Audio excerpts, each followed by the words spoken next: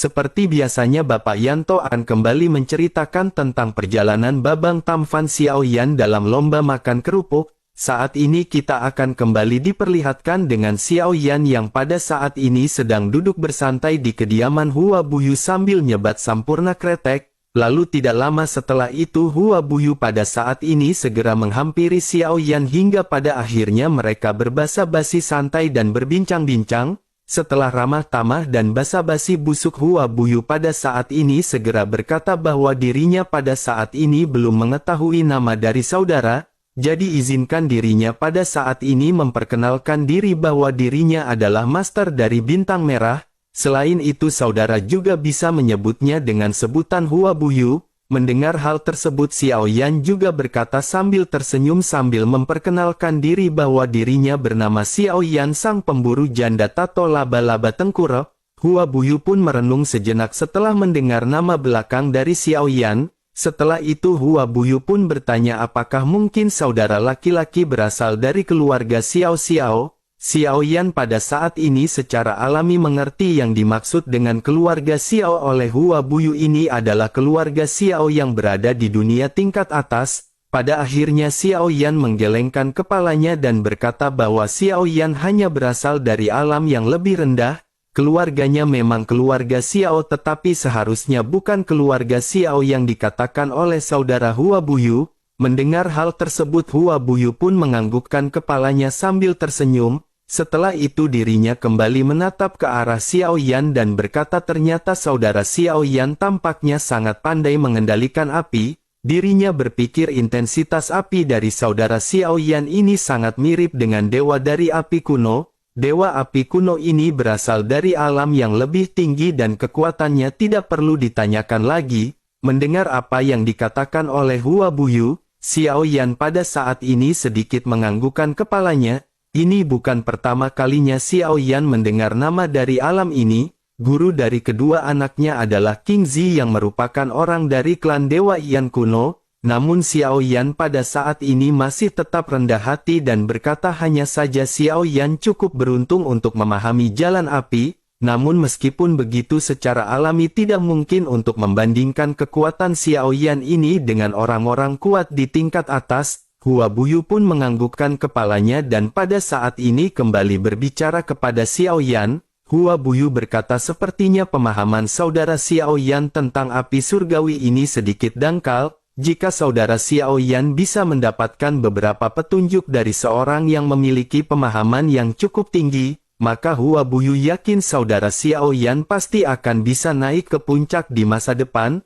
Mendengar hal tersebut Xiaoyan pada saat ini hanya bisa tersenyum dan tidak tahu harus berkata apa. Sementara itu Hua Buyu pada saat ini mengalihkan topik dengan bertanya kepada Xiaoyan apakah saudara Xiaoyan berada di sini hanya untuk membantu adiknya menemukan Void Seeds. Mendengar hal tersebut Xiaoyan pada akhirnya mengangguk. Sementara itu Hua Buyu lanjut berbicara seharusnya sepertinya ada hal lain yang akan dilakukan oleh saudara Xiaoyan. Hua Buyu pada saat ini melihat tampaknya Xiaoyan adalah orang yang memiliki depresi dan dirinya benar-benar memiliki tekad yang kuat. Pada akhirnya Xiaoyan pun tersenyum masam mendengar perkataan dari Hua Buyu. Xiaoyan pun segera mengangguk dan menjelaskan bahwa Xiaoyan akan berpartisipasi dalam kontes 10.000 alam. Namun hal yang konyolnya adalah Xiaoyan bahkan tidak memiliki cukup biaya untuk perjalanan. Oleh karena itu Xiaoyan harus mendapatkan sponsor dari Nona Ding Yue. Hua Buyu seketika menganggukkan kepalanya sebelum akhirnya bertanya apakah saudara Xiaoyan benar-benar akan mengikuti kontes 10.000 alam.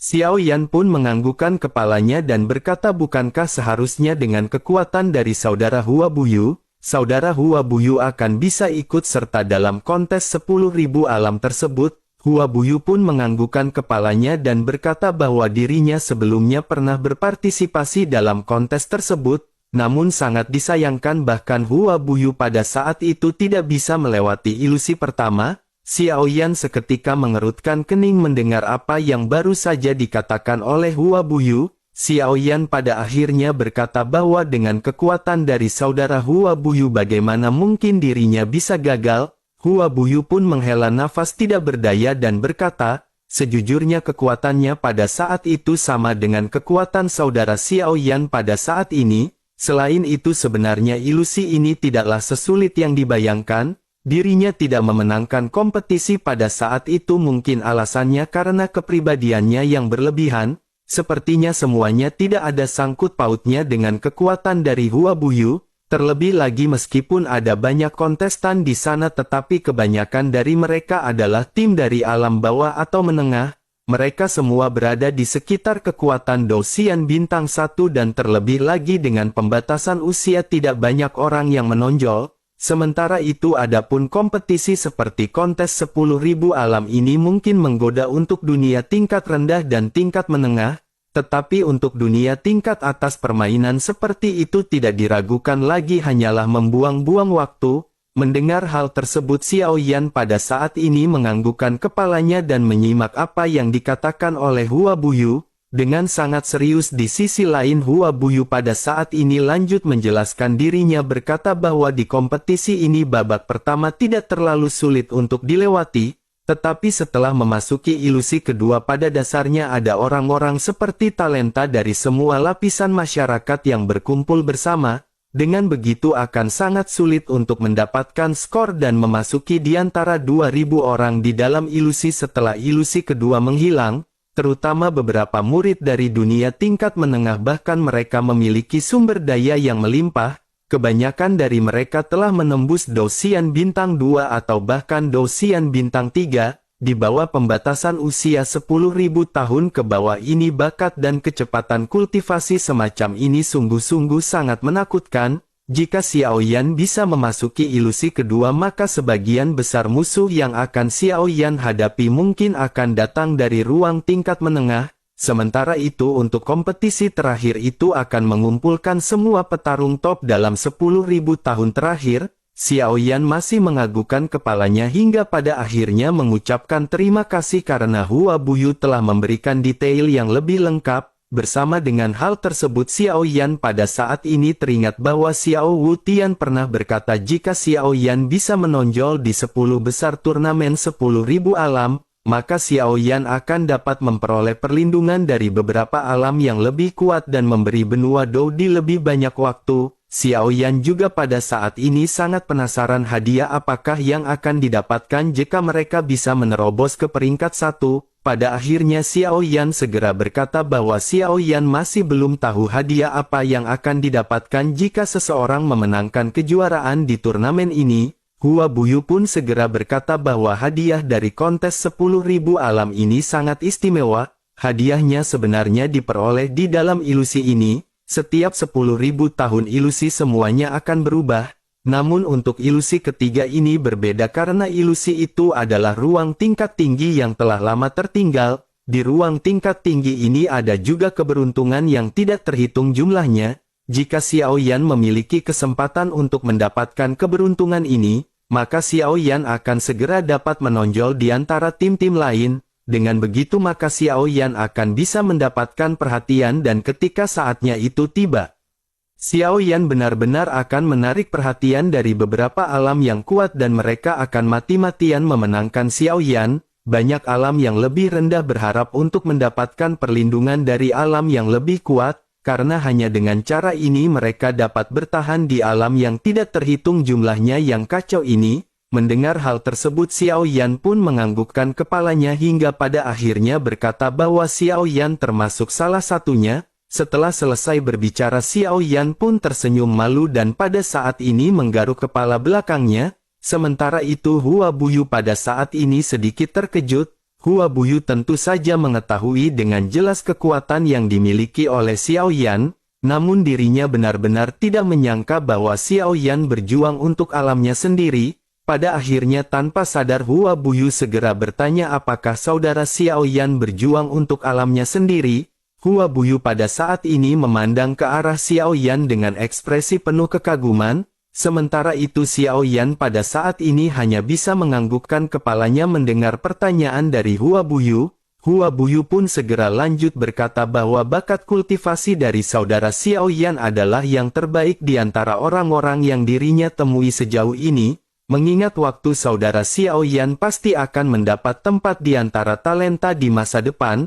Mendengar Hua Buyu yang memberikan evaluasi tinggi kepada Xiao Yan pada saat ini merasa sedikit malu. Xiao Yan pada saat ini hanya bisa tersenyum malu di hadapan Hua Buyu. Sementara itu Hua Buyu pada saat ini segera kembali bertanya kepada Xiao Yan bisakah dirinya membantu Hua Buyu. Jika Xiao Yan setuju maka dirinya pasti akan memberikan pengembalian yang memuaskan kepada saudara Xiao Yan. Xiao Yan seketika terkejut saat mendengar kata-kata yang baru saja diucapkan oleh Hua Buyu. Dengan kekuatan Hua Buyu apa yang pada saat ini dibutuhkan dari Xiao Yan untuk dibantu, pada akhirnya Xiao Yan pun segera menjawab apakah yang harus dilakukan oleh Xiao Yan untuk membantu Hua Buyu. Mendengar pertanyaan Xiao Yan ini Hua Buyu seketika melepas ikatan pinggangnya. Xiao Yan tercengang sesaat dan pipinya langsung menjadi merah sementara Hua Buyu pada saat ini membuka bajunya. Xiao Yan tanpa sadar bertanya kepada Hua Buyu apa maksudnya. Sementara itu Hua Buyu pada saat ini tidak menjawab dan segera menunjukkan sesuatu kepada Xiao Yan. Di jantung Hua Buyu Xiao Yan dapat melihat dengan jelas bahwa ada seperti awan udara hitam.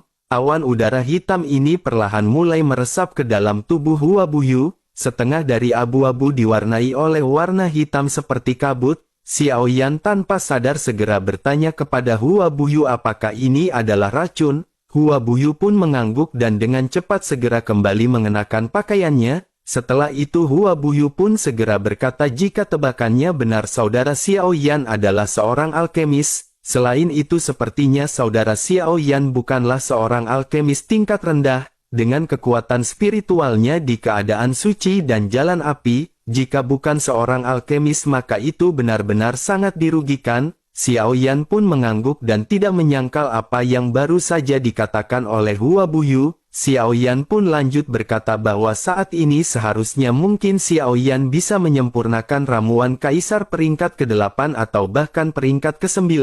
Mendengar hal tersebut Hua Buyu pun menganggukkan kepalanya dan berkata sepertinya saudara Xiao Yan sudah menebak apa yang diinginkan oleh Hua Buyu. Xiao Yan pada saat ini menatap ke arah Hua Buyu dan benar-benar tidak mengerti apa yang Hua Buyu lakukan. Hua Buyu adalah master dari bintang merah.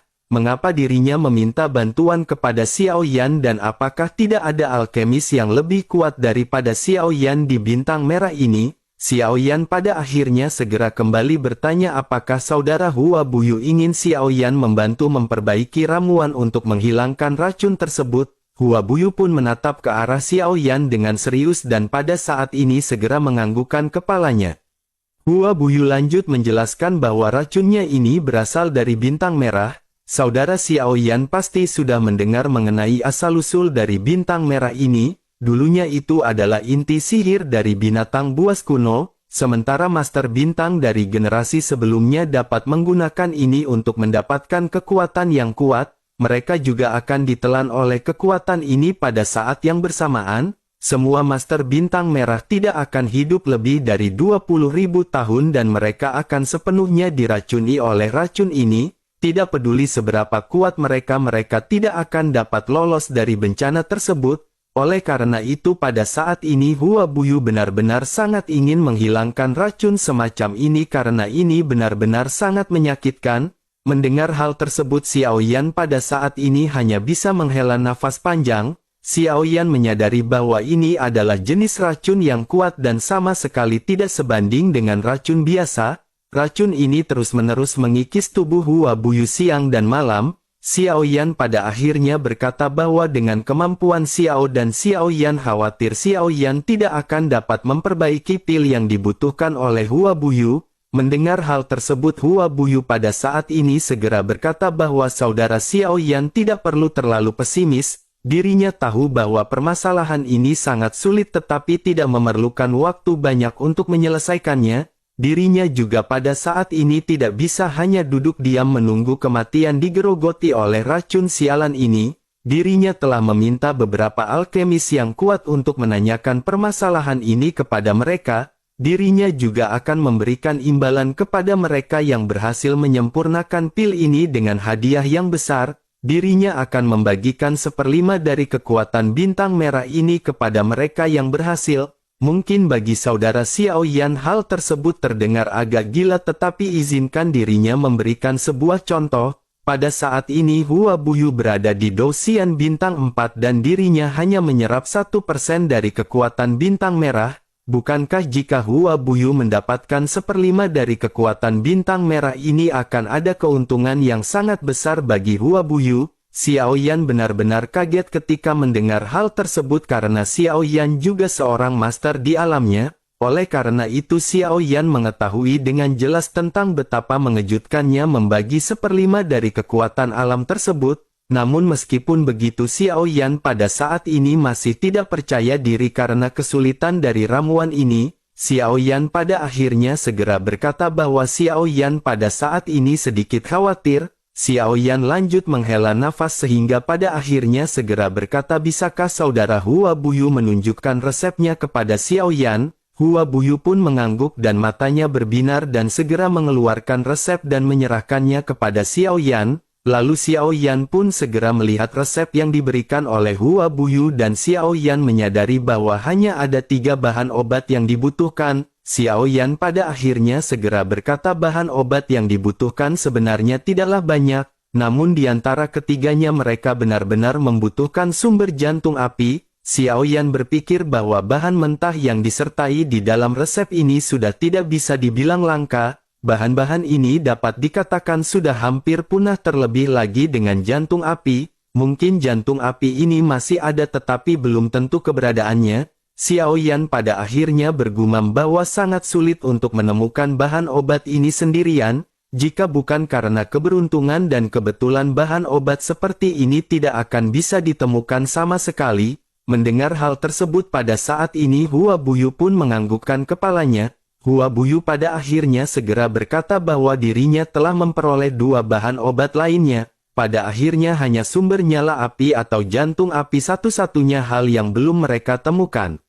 Meskipun dirinya tahu sangat sulit untuk mengumpulkan bahan obat ini, saudara Xiao Yan berkultivasi dengan metode api. Dengan begitu mungkin benar-benar ada kesempatan bagi saudara Xiao Yan untuk dapat menemukan jantung api ini. Hua Buyu pada saat ini benar-benar memiliki harapan yang tinggi kepada Xiao Yan. Sementara itu Xiao Yan pada saat ini terkejut dan harus mengakui bahwa kebetulan di dunia ini datang terlalu tiba-tiba. Xiao Yan juga pada saat ini melihat ketulusan dan harapan di mata Hua Buyu kepada Xiao Yan. Pada akhirnya Xiao Yan berkata jika begitu permasalahannya maka Xiao Yan akan mencoba yang terbaik. Jika Xiao Yan menemukan sumber nyala api maka Xiao Yan pasti akan segera membawanya ke saudara Hua Buyu. Mendengar hal ini Hua Buyu pun sangat gembira dan memutuskan untuk minum-minum santai bersama dengan Xiao Yan. Pada akhirnya keduanya pun benar-benar mabuk dan tidak sadarkan diri di tengah-tengah perbincangan santai mereka.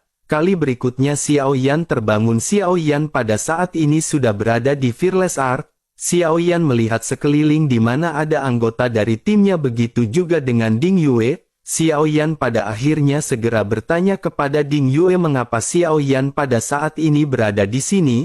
Xiao Zhan pun segera menjelaskan kepada Xiao Yan bahwa dirinya telah menggendong Xiao Yan untuk melarikan diri dari Hua Buyu. Ding Yue juga saat ini menjelaskan bahwa mereka harus memanfaatkan Hua Buyu yang sedang tepar untuk kabur.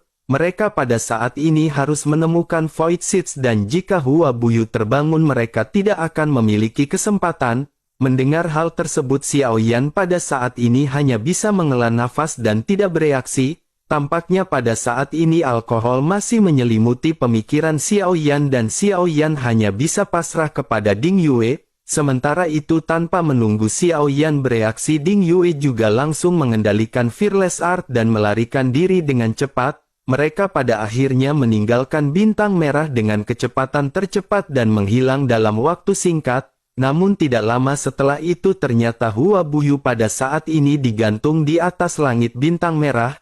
Alkoholnya juga sepertinya masih belum menghilang dan dirinya menatap ke arah bahtera yang menghilang.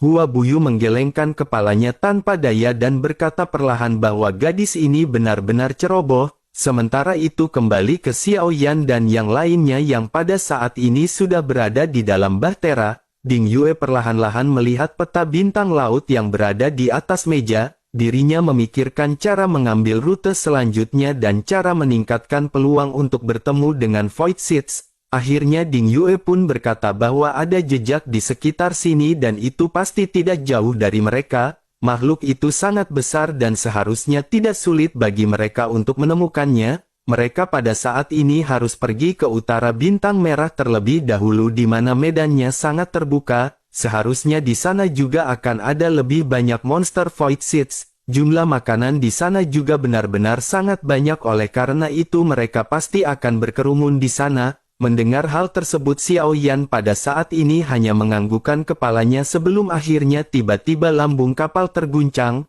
Xiao Yan pun berdiri tiba-tiba dan memandangi lautan ketiadaan sebelum akhirnya Xiao Yan mengerutkan kening. Xiao Yan menatap ke arah tempat gelap di bawah dan kekuatan spiritual Xiao Yan pada saat ini segera tersebar. Meskipun kekuatan deteksi ini terbatas di ruang tersebut, namun Xiao Yan masih bisa merasakan keberadaan dari Void Seeds. Xiao Yan pada akhirnya bergumam bahwa mereka tidak perlu mencari Void Seeds. Sepertinya pada saat ini mereka benar-benar beruntung karena mereka bisa bertemu langsung dengannya. Setelah itu Xiao Yan pun menoleh ke arah Long Yi dan memutuskan untuk memastikan hal tersebut. Xiao Yan bertanya kepada Long Yi apakah benar yang baru saja Xiao Yan ungkapkan.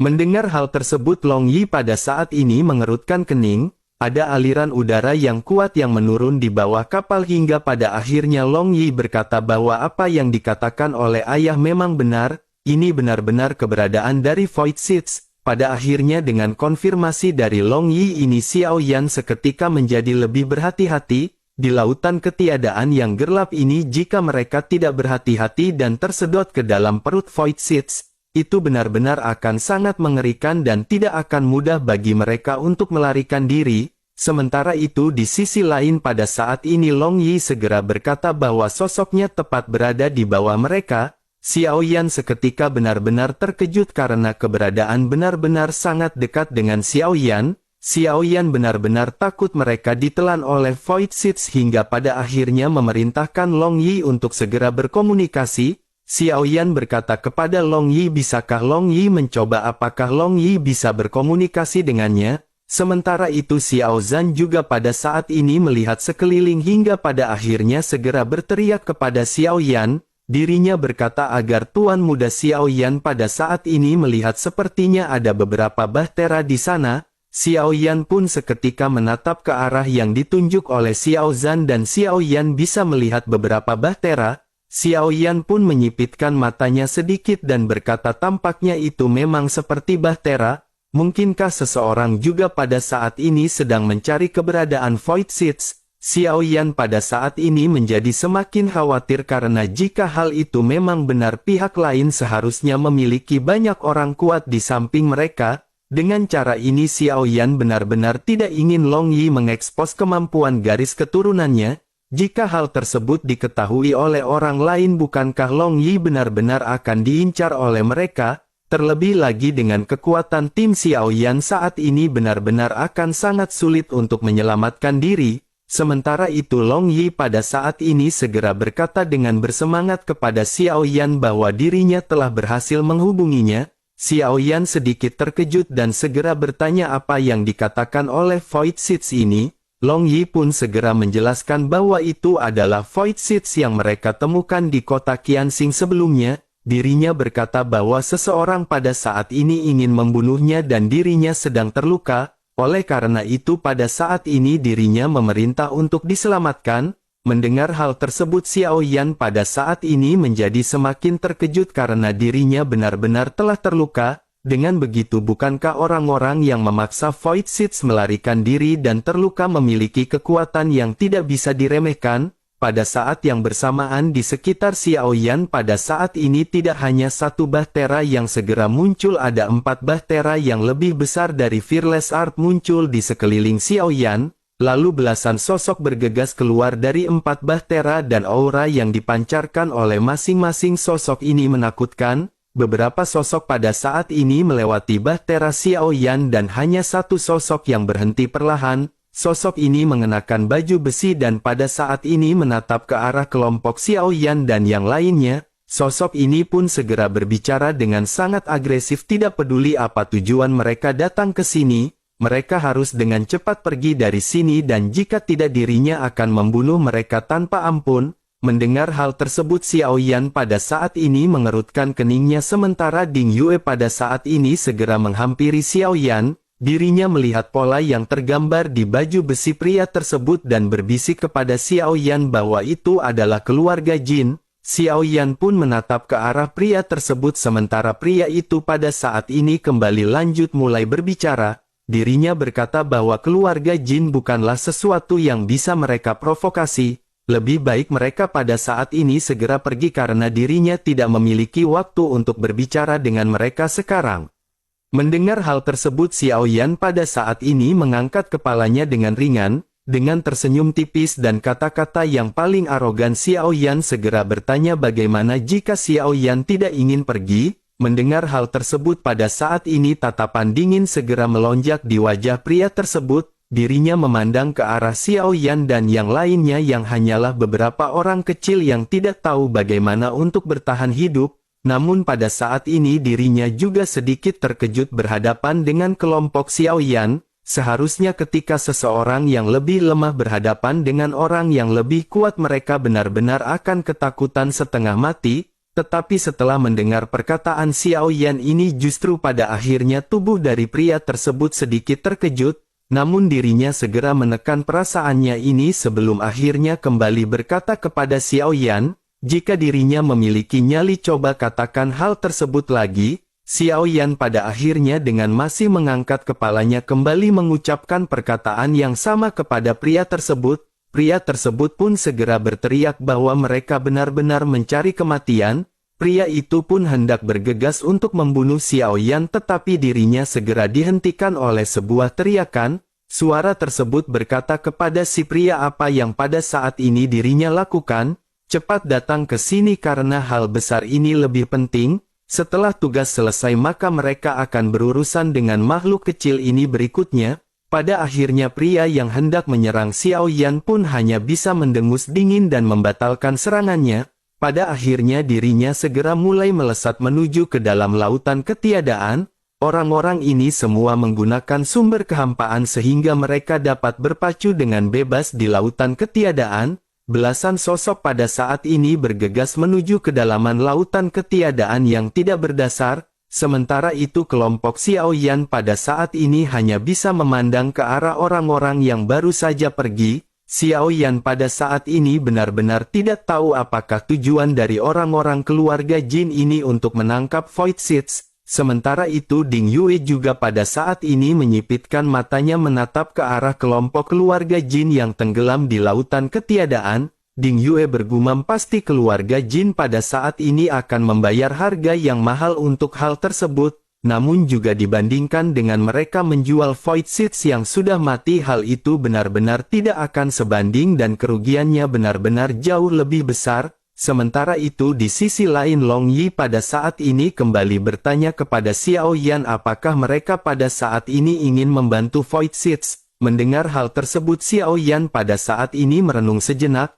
Keluarga Jin ini juga merupakan salah satu kekuatan teratas di kota Qianxing. Dengan belasan sosok saja Xiao Yan dapat merasakan bahwa aura mereka benar-benar sangat kuat. Di antara mereka yang terlemah pada saat ini telah mencapai tingkat Dosian bintang 3, sementara itu yang tertinggi mungkin telah mencapai kekuatan Dosian bintang 5. Kesenjangan semacam ini benar-benar tidak akan dapat digoyangkan oleh kelompok Xiao Yan. Pada akhirnya Xiao Yan bergumam jika mereka mencoba menyelamatkannya Xiao Yan khawatir mereka akan dimusnahkan oleh pihak lain. Oleh karena itu pada saat ini bagaimana cara mereka untuk membantu Void Seeds. Menanggapi hal tersebut Long Yi pun kembali berkomunikasi dan setelah itu segera kembali menjelaskan kepada Xiao Yan. Long Yi menjelaskan bahwa jika mereka membantu Void Seeds akan melakukan apa saja bagi mereka. Dirinya juga mengatakan bahwa dirinya mengetahui lokasi dari Aula Roh Guntur. dirinya juga menjelaskan bahwa dirinya hanya membutuhkan setetes esensi darah Long Yi untuk dapat membebaskan diri dari pengagangan orang-orang itu.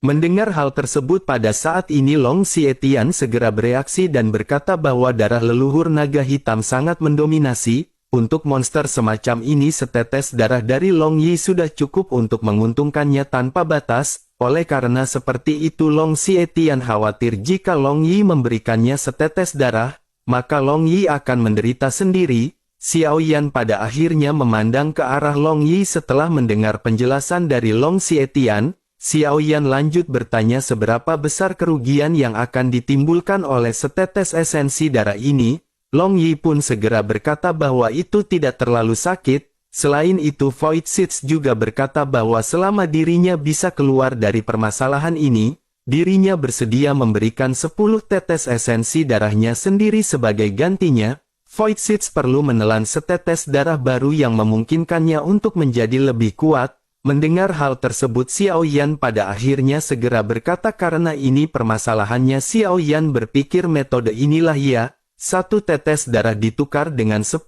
tetes esensi darah. Meskipun mungkin ada celah yang besar di antara esensi darah, tetapi jika benar-benar seperti apa yang dikatakan oleh Long Yi dan Long Yi tidak akan terluka, mereka pada saat ini benar-benar tidak akan mengalami kerugian. Mendengar hal tersebut Long Yi juga menganggukkan kepalanya dan Xiao Yan menghela nafas lega. Xiao Yan benar-benar sangat senang setelah menyadari bahwa setetes esensi darah Long Yi yang akan diberikan ini sebenarnya tidak akan membahayakan Long Yi. Bersamaan dengan hal tersebut Long Yi pada saat ini segera kembali berbicara kepada Xiao Yan bahwa Void Seeds benar-benar sangat membutuhkan bantuan mereka sekarang. Oleh karena itu pada saat ini mereka benar-benar tidak boleh terlambat. Pada akhirnya Xiao Yan segera menoleh ke arah Void Seeds yang pada saat ini terperangkap oleh puluhan orang yang berada di bawah. Xiao Yan pada saat ini masih merasa sedikit khawatir bahwa mereka akan dibalas oleh keluarga jin ini. Oleh karena itu Xiao Yan berpikir bahwa mereka pada saat ini memerlukan sebuah strategi 4-3-3 untuk mencetak gol.